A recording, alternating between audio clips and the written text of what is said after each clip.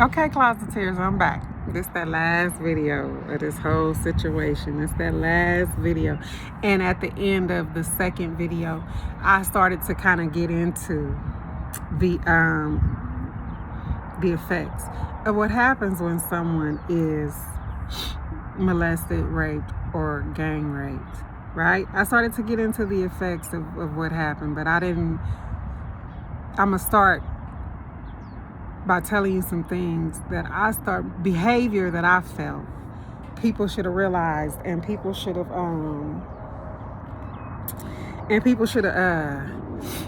taken note and made some changes, but no one did, right? So coming up in my family, I was always seen as a pretty little girl with pretty hair. Right? A pretty little girl with pretty hair. I was different. Pretty little girl, ooh, she got some pretty hair. She's so pretty. Pretty, right? Let me tell you what that did for me. Now, yes, it is character building. Yes, it gives you it makes you look different at your self-image. It builds you up, right? It builds you up. True. But the other side of that is because of some things that was said to me when I was being molested. Now, I've spoken before and I've said I do not remember everything. I don't remember every occurrence. I have some years of my life that I just absolutely cannot remember, right? And I have been told by more than one professional that is my brain protecting me. But for the things that I can remember, I can remember, to my knowledge, the first time that I was molested by this older cousin who was a teenager, and I was 5 or 6 years old. I think 5. I can remember one of the things that he said to me. Well, not one, because he said it so many times about how pretty I was. You're so pretty. And he was playing in my hair. Talking about, ooh, you so pretty, right? Playing in my hair, and he touching his private to my private. That I can remember, he never penetrated, but he telling me how pretty I am, and that did something to me. It did something. I didn't want to be pretty anymore, right? Because I equated pretty with the bad thing that was happening to me, right? I equated, now not immediately, when I'm saying this is not immediate.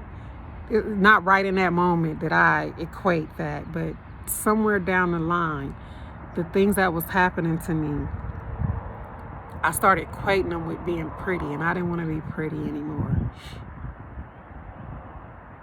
And my father did a very, very good job of making sure that I had self-respect and self-love.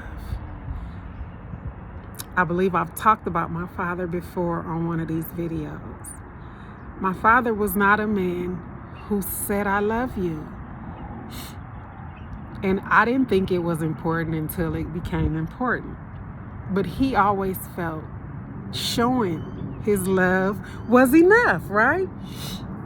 And that's what he did. He showed me that he loved me in his actions. His actions showed me how he felt about me and that he loved me. And yes, he did build my self-love up by telling me I was beautiful. I was the most beautiful thing in the world. I was delicate. I was a delicate flower. he told me all those things, right? But everything that he instilled and built up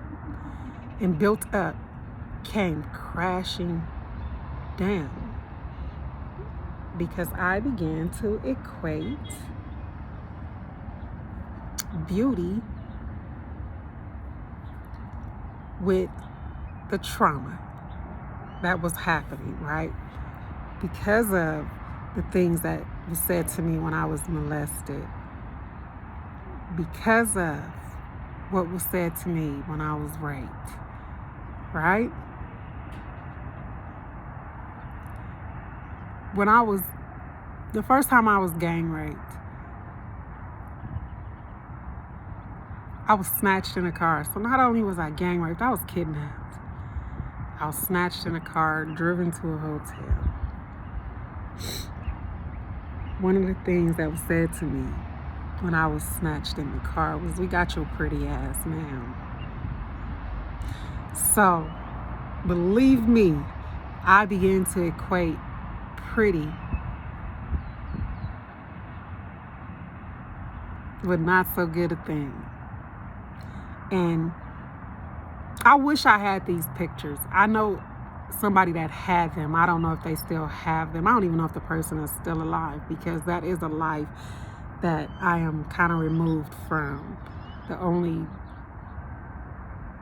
connection that I still have to that life is the fact that a couple of my brothers still gangbang. But there's a period when I'm gangbanging where I begin to wear oversized clothes, and I'm trying to hide, because one of the things that anybody that traumatized me liked more than anything was my breasts. One of the first things they could see was my breasts. So I began to hide them, thinking that if I hide them, they wouldn't want me. So these things affect people in so many different ways that it's unbelievable. So I didn't feel comfortable being pretty. I didn't feel comfortable being beautiful. I struggled with that for many, many years. I struggled with that. And I could even remember when I got pregnant. One of the elders in the community called my mom, and she was being funny. But you don't ever want to call my mother being funny.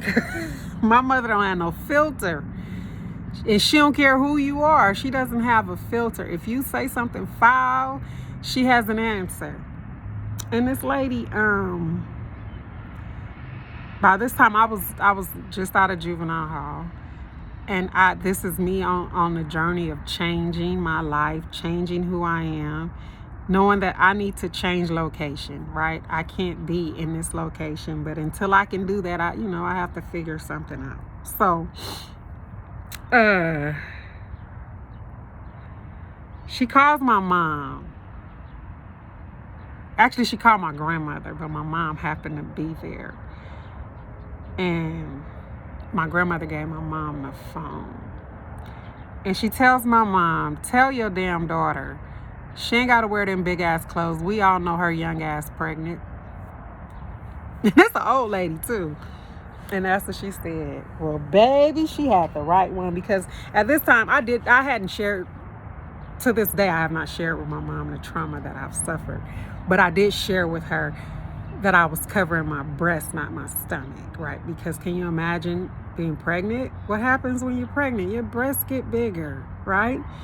So I was not hiding my stomach, I was hiding my breast. So in the dead of summer, I had on a big ass coat covering my breast. I didn't want anybody to see my breast.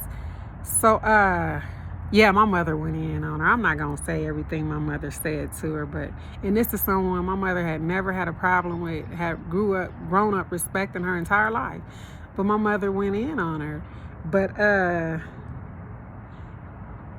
nobody knew why I even felt the need to hide my breasts. Because to me, they had been the source of so much traumatic things happening, right? My beauty and my breasts had been my beauty, and the breasts that I got because of what happened with my hormones, and it sent my body into turmoil. And so I had these big ass boobs long before I should have. I'm pretty sure of that. Long before I should have.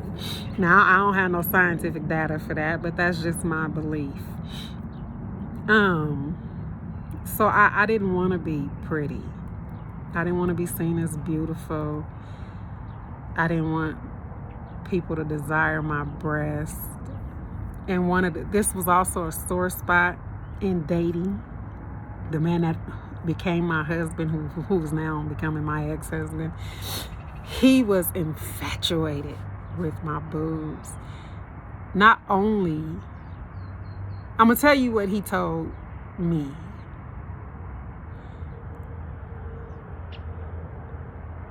He noticed my breasts before he noticed me, anything else about me. And he said he one day looked up and said, damn, she's beautiful too. So, yeah. And that was a problem for me because I knew how I felt. I'm gonna pour some water on my hands, y'all. I know y'all seen that. I knew how I felt. So that was a problem for me, even though to him it was like he was paying me a compliment, but it was a problem for me because of that. Okay.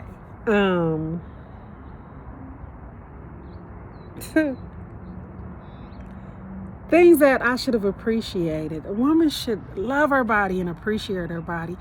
And it's one of the reasons why my weight got so out of control, because I really didn't care. I didn't cherish my body.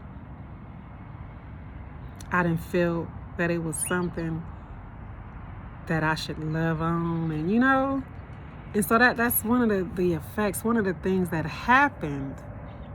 And I did pour water on my hands, just so y'all know. One of the things that happened as a result of the things that happened to me. And it took some years, right? It took some years. I'm still healing, just so you know. I'm not healed. I'm still healing and I learned that more and more, that I'm still healing. But a part of my healing was being able to appreciate my beauty, to appreciate being desirable sexually. I suffered with that, right? I suffered with that. It took me time to equate sex with love and being loved and passion. And I had so much sex out of sheer selfishness, just wanting it, or having been raped, that I didn't understand what sex could be and what sex could mean, right? I had no understanding, even in the beginning of my relationship with my soon-to-be ex-husband. I'm just gonna call him my ex-husband so I can stop with all these extra words. With my ex-husband, I've talked about this too. At one time, he called me a nympho, and he told his friend he was actually thinking of breaking up with me because all I ever wanted to do was have sex. And so that is a result of what happened to what happened to me. I did not appreciate sex for anything other than, for lack of a better way to say it, get a nut and keep pushing. That's what I equated it with. It took time. And then I'm going through this, and I'm doing this by myself, because my husband at this time, my ex-husband at this time, did not know the things that happened to me. And there's still some parts of things that happened to me that he does not know, but he will know. It's out here now, right? It's in the open. He does know that I was molested. He does know that I was raped, and he does know that I was gang raped. But there's some bits and pieces that he does not know. So he didn't know that I didn't care about sex. I had never made love. It was all just fucking and sex. That's what it was. I never made love, and he didn't know that. And it was years into our relationship before I understood what making love was, right? And I began to appreciate sex on a whole nother level. On a whole nother level, from a whole different place. And it became something else to me, right? It became something else to me. And that is an impact, right, of sexual assault. It's, you gotta be careful, because you don't know how it changes a person, right? And we may never know how it fully changes a person, because some things may be attributed to something else that really could be, that really could have been caused by being sexually assaulted or molested. And that was weird to me. It was different to me, having coming into the knowledge or the appreciation of sex, because with that I started to appreciate my body. I started to love on these big old bitty titties instead of trying to hide them and stuff like that, right? I started to awaken to my beauty, to my sensual side. Once the healing could begin, once I stopped associating my beauty and my body parts and my sex with what happened to me. Once I stopped associating it like that. Once I came to the understanding that it was okay for me to not only want sex, but to love it, right? And to expect more than a nut. It was okay for me to do that. I had to come to that point. And so once I came to that point, my sex life went into a different direction. It went into a different direction. And I began to enjoy sex. I began to enjoy the explosion in my body. I began to enjoy and understand what it is to have beautiful, desirable boobs. All these things. Once I began to heal. Healing for some people look different. Healing for my sister came in the form of her, in my opinion. Now, a lot of people will disagree with me. Oh, you're born gay. And some people may be. But I don't believe my sister was. I believe the trauma that she suffered forced her into being gay. And I only can say these things because of what happened to me, and having speaking to my sister, and having her came out to me when she was gay, and all that stuff, right? And I flipped with that, because at first I used to believe, yeah, she was born gay because of how young she was, right? But then I remember when she started being raped. And so it's like, I don't know, right? I don't know, but I know she's always suppressed the girl in her. My sister was a hardcore basketball player. Bomb. If the WNBA was out in her time, trust me, she was going first. I'm a big up her on that, right? But she had her entire life. I can remember her taping down her breasts, right? I can remember her wearing baggy clothes, no close-fitting clothes. And I identify with that, right? So sometimes this trauma sends people in different directions. It changes the trajectory of people's lives. And until you're healed, you don't even see those things. You don't even realize those things. I'm healing, but there are certain parts that I know I am healed from. I'm healed from having friendly pussy. I'm healed from that. I'm healed from not wanting to share or relish in my beauty, because baby, I am beautiful. I look damn good, and I know that, right?